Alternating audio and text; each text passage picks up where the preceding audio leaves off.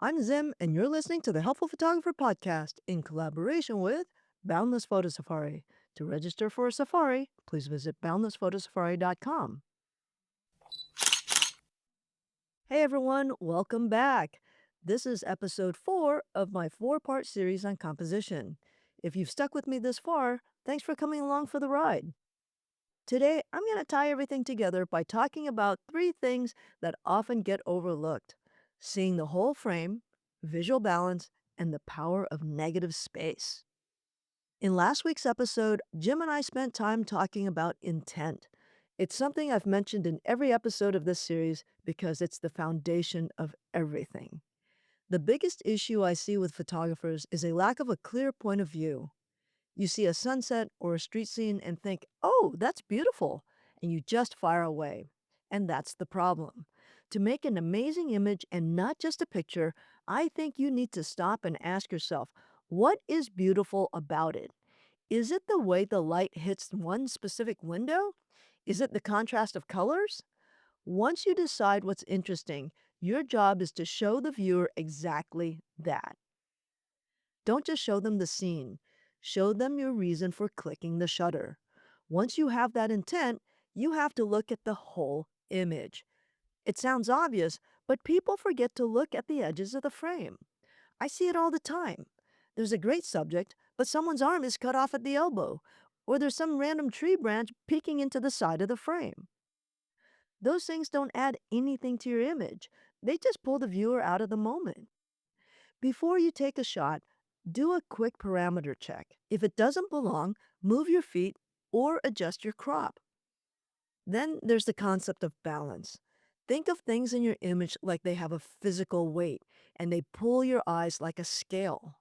Bright colors or high contrast areas pull your eyes faster than others. That's fine, but ask yourself, is there a payoff? If my eye is being pulled to the top right corner, is there a reason I'm being sent there? Although it sounds a little crazy, here's a trick I really love. Turn your image upside down. When you flip the photo, your brain stops seeing objects and it starts seeing shapes and weights. You'll instantly feel if the image is lopsided. If it feels balanced upside down, I find that 90% of the time, it's going to work right side up as well.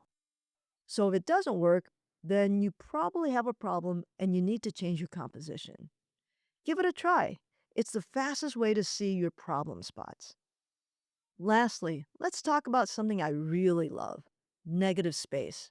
At Art Center, we talked a lot about something called filled empty space.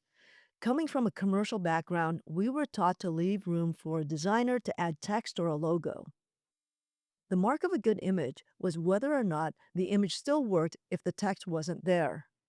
That's the definition of filled empty space.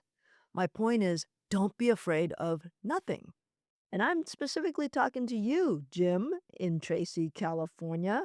Instead of thinking about adding clouds with AI in the post process, think about how you might be able to make that empty blue sky work for you while you're shooting.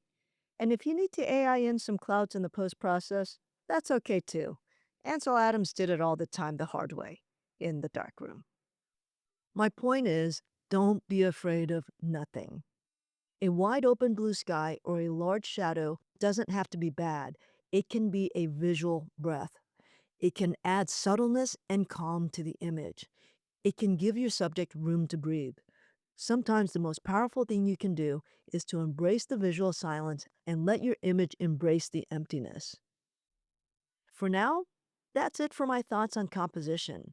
I hope this series was helpful for your photographic journey. Next time you're out with the camera, don't just take a picture, compose it. Pay attention to the edges, check your balance, and don't be afraid of the quiet spots in your frame. Barbara, I hope that helps. If you or anyone else out there has more questions, feel free to reach out to me. Zim at NewYorkCityPhotoSafari.com. Until next time, keep on shooting.